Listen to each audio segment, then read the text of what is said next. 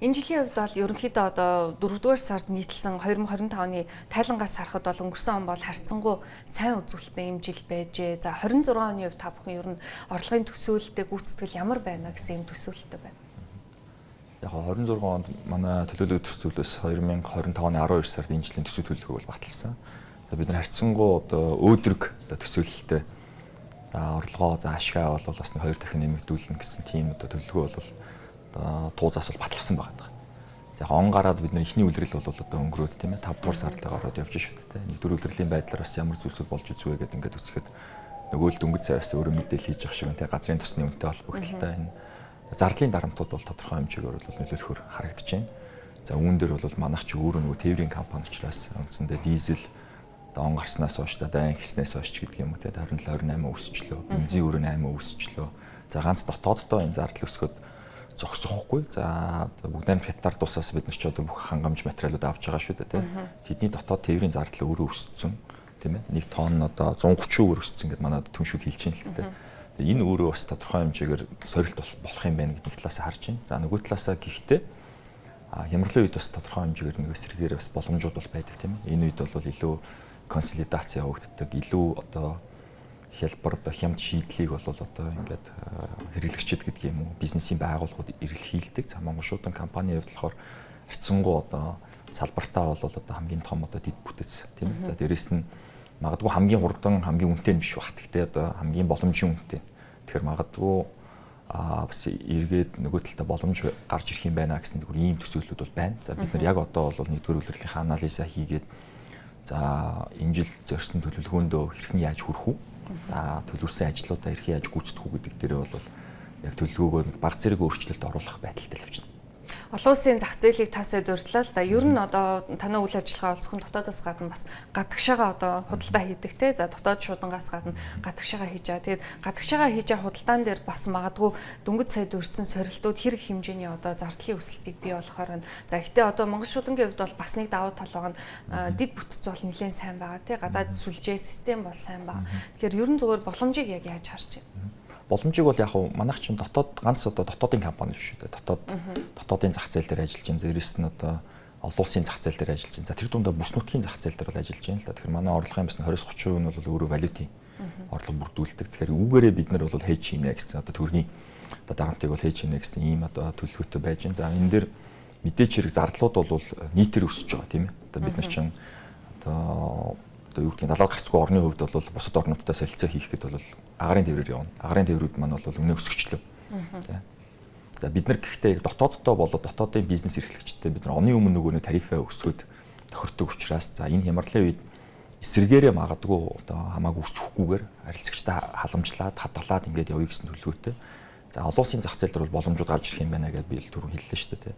За энэ чиглэлд бол бид нар нэгдүгээрт бол хил дамсан цахим худалдаан дээр бол ажиллаж байна. За энэ бол мэдээж бүгд битэр тусаас Монгол улс руу орж ирж байгаа ажлууд дээр төвлөрч ажиллаж байна. За энэ дээр бас дээрэс нь алтан бусаар нэлээд үх яваад байгаа даа сүүлийн үед гайлдар болж байгаа зүйлсүүдийг та бүхэн харчлаа баг. Өчтөр ч гэсэн мэдээлэл хийж байна тийм ээ. Нийт одоо Монгол руу орж ирж байгаа одоо ачаа тээврийн бол 20% нь бол энэ төвөр ачаа буюу одоо магадгүй цаана 70-80% нь бол энэ алтан шугамаар одоо бүртгэгдэж явж явах хэрэгтэй. Одоо ийм энэ дээр бол бид нар гайлын байгууллагатай хамтарч ажиллаад бол нэлээд стандартыг тогтоогоод ингээд ажиллана гэсэн ойлголттой явж байна. За энэ чиглэлд бол мэдээж хэрэг гайлын байгууллага үндсэн гол зорилгууд бол гурван юм байгаа шүү дээ. Нэг нь бол одоо юу гэдгийг хууль ёсны худалдааг хөнгөвчлөх.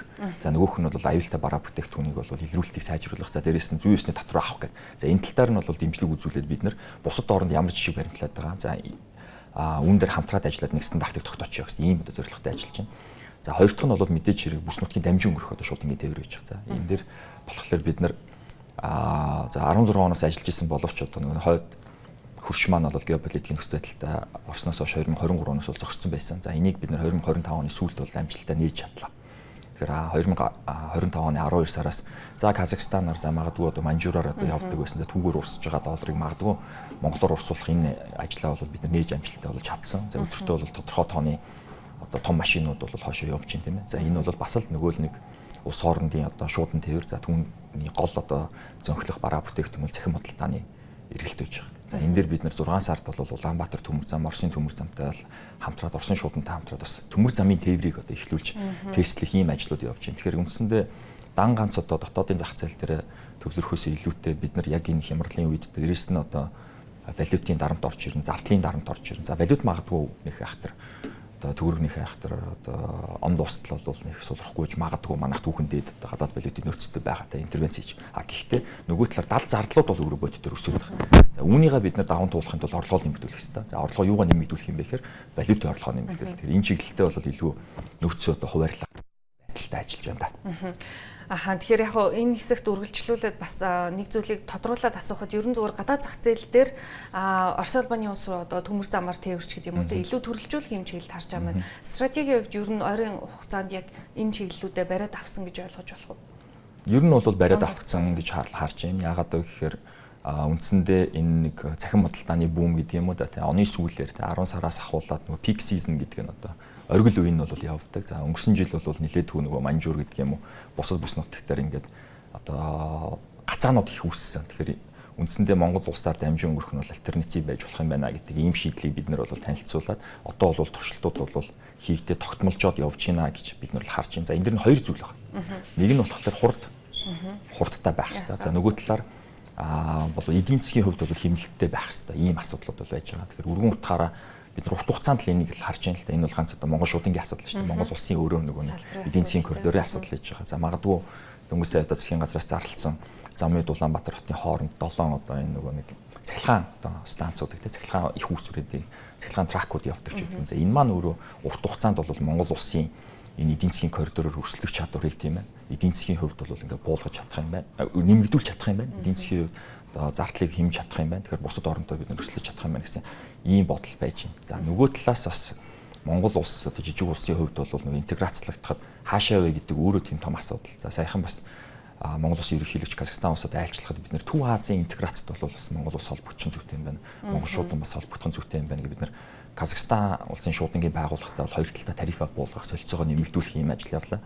Энэ нь бол дан ганц одоо Казахстан Монголын хоорондох гэхээсээ илүүтэй Казахстан ч өөрөө Төв Азийнхаа нийт дотоодын нутагт 60% эзэлж байгаа юм том юу шүү дээ. Узбекистан нөгөө талаас гарч байгаа. Тэгэхээр тийшээ бид нар өөрөө холбогдож чадсанараа тэрдгээр зах зээл рүү одоо явж байгаа бараа бүтээгдэхүүний логистикийн шийдэл нь болох. Тэндээс ирж байгаа бараа бүтээгдэхүүний логистикийн шийдэл олж өгвөл одоо ганц хоёр орнороо одоо хоршгчөөр хязгаарлагдахгүй дараагийн бүс нутг руу гарах ч байдаг юм. Иймэрхүү ажлуудыг үштэй яг төлөвлөд явж байна. Тэгээд үр дүнгууд нь гараад ирэхээр нь бас тухайн үед нас мэдээлэл өгөөд явсан ч таах. Олон улсын зах зээл дээр ер нь бол боломжууд байгаа юм байна. За таны ярианаас бол нэлээд одоо тий Төв Азийн улс орнууд руу бол үйл ажиллагаа чиглэх одоо юм боломж байна гэж харж байна. За дотоод руу харах юм бол онлайн худалдааны маш том одоо платформуд бол Монгол шуудантай хамтраад Монголын зах зээл рүү хэдийнэ ороод ирсэн байж байгаа. Энэ дээр аюулгүй байдлын хувьд те үйл ажиллагааны одоо ер нь одоо цаашдын доктортой байдлын хувьд яг юу илүү чухалчилж харж байна. Түрүүн би яг нөгөө хэлсэн нэгдүгээр нөгөө хилээр нэвтэрж байгаа зүйл дээр бол албан ёсны шугамаараа орж ирэх хэрэгтэй. За энэ өөрөө Монгол улс за 2024 оны 12 сараас албан ёсны одоо платформуд, хиттийн платформуд Монгол улс руу нэвтэрч эхэлсэн. Тэгээд 25 оны статистик датаг харлаа төрөөс гаргаж байгаа. Тэн дээр бүтгэхгүй байна нэг талаас тий. Тэгэхээр энэ өөрөө хаагур орж ирээд энэ юу болоод байна гэдэг асуудал байна.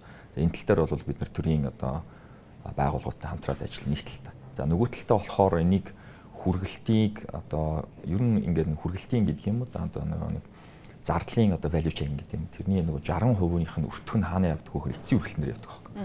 Нэгсэнд одоо эцсийн хэрэглэгчтэй ингээд уулзаж цаг тогтож ингээд хүргэлтийг хийх хэрэгтэй. Тэрийг яаж бид нар илүү одоо багасгах чадах вэ гэдэг тал дээр нэлээд төлөвлөж ажиллаж байна. Тэр утгаараа энэ жил бид нар одоо яг сая 5 сарын 14-нд одоо soft launch гэдэг юм уу да. Эхний нээлттэй хийлээ. 202 одоо ухаалаг шуудангийн харьцаг буюу манайхаар easy box гэдэг харьцаг Улаанбаатар хот бол 21 аймгийн төвд бол байршуулж он дуустал 500 байршуулж байна гэдэг үзэж байна. За энэ нь өөрөө 9 дүүрэг 203 хороонд хуваагддаг бол нэг хороонд нэг хоёр одоо ногдох гэдэг тийм. Тэгэхээр хүмүүс нэг юм алхаад авчих нэг 5 минутын зайтай газар нь аваач тавья гэж үзэж байна. Төрийн өмчийн компаниудыг одоо хувьчлах төрийн эзэмшлийн хувьцааг олон нийтэд нээлттэй арилжуулах юм жагсаалт байгаа засгийн газрын. Энэ дунд бол Монгол шууд хувьцаат компани орсон явж байгаа. За та бүхний хувьд ер нь одоогийн хөрөнгийн зах зээлийн нөхцөл байдлаас харахаар ногдлаа шиг хуваарлж эхлэх одоо мөч одоо энэ үеийг бол хүлээд зах зээл бол нэлээд мэдвэтэй байж байгаа. Тэгээ бусд үед бол ерөнхийдөө жоох юм унтаа байдалтай байгаа шүү. Зах зээлийг идэвхжүүлэх боломж гэж харж гинэ үү? Эсвэл нөгөө талаасаа энэ бас дахиад нэг том сорилтуудыг дагуулна гэж харж гинэ үү? Ерөн зөв хувьчлал дээр яг ямар стратегтэй байна. Яг Монголчуудын офицер компанид 100% төрийн эмч хийж байгаад 10 жилийн өмнө IPO хийгээд 34% нь олон нийтийн эзэмшилт бол болгосон. 10 жилийнхаа ойг энэ жил бол бид нар орж байна. Тэгэхээр энэ хүрээнд бид нар төр засгийн одоо тухайн үед шийдвэр гаргаж ирсэн байгууллагуудтай дээрээс нь бодлогын яамтайгаа хамтраад хилцүүлэг хийсэн. За ер нь бол алдаа юу байв, оноо юу байв, онсон зүйлсүүд бас нэлээдгүй байна, алдсан зүйлсүүд бол нэлээдгүй байна. Дээрээс нь яг энэ Монгол Улсын засгийн газар төр одоо юу гэдгийг 33 компани шүү дээ. Айгүй том ажил болох гээд 2026-аас 2028 он үндсэн чиглэл батлах гэж байгаа хилцэж чинь их хурлаар те. Энэ үед монголчууд өөрөө орцсон. За бусад компаниуд монголчуудаас суралцах зүйлс юу вэ? Монголчууд нь дараачийн одоо хөвчлөлт бэлнэ үү? Тэрийг ямар хэлбэрээр хийх вэ гэдэг тал дээр бид нэр саналуудаа өгөөд явж байна л да. За монголчуудын хувьд баг зэрэг онцлог байдаг. Нэг одоо нийтийн үйлчлэгийн үүрэг гэж байдаг л да. Тэгсэндээ бид нар төрийн өмнөөс тодорхой нэг үүрэг хүлээдэг. Тэр нь юу гэхээр одоо бодит өртгөөр одоо бодит үнээр гэдэг юм уу? Тийм амар үнэтэй биш гэсэн үг л да. Бүх хүнд одоо хүлж үйлчлэх хэрэгтэй. Тэр үүргийг хадгалахын тулд төр тодорхой хэмжээний магадгүй алт офицер ч гэдэг юм айскул нэг 34% хяналтын багцтай ч юм үлдэх хаа. Гэхдээ монголчуудад дараачийн ээлжинд хувийн хөрөнгө оруулалтыг оруулж ирээд илүү одоо шинжилгээ явуулах боломжтой байдлаар одоо олон нийтийн байгаа 34%-ийг нэмэгдүүлээд 50-аас дээш гарах хэрэгтэй байна гэсэн ийм одоо байр суурийг бол тал талдаа бол ярилцаад ингээд явж байна. За хөрөнгөний зах зээл бол та өөрөө хэллээ одоо идэвхжүүлэхийн тулд мэдээч хэрэг энэ дэр сонирхолтой бүтээгдэхүүнүүд гарч ирэх хэрэгтэй гэж хэлж байна. Тэгэхээр энэ 33 компани дотор бол том компаниуд байлаа. Магадгүй төр засаг хөрөнгөний зах зээлийг буцаад идэвхжүүлъя гэж бодох юм бол хамгийн ашигтай байгаа, хамгийн сонирхолтой магадгүй эрдэнэ хэрэгтэнц тавталгаа гэх юм. Тэдгээр одоо бүтээгдэхүүнээ гаргаж ирэх яахан зүйтэй болов уу зөв хувийнхаа хувьд бодчих.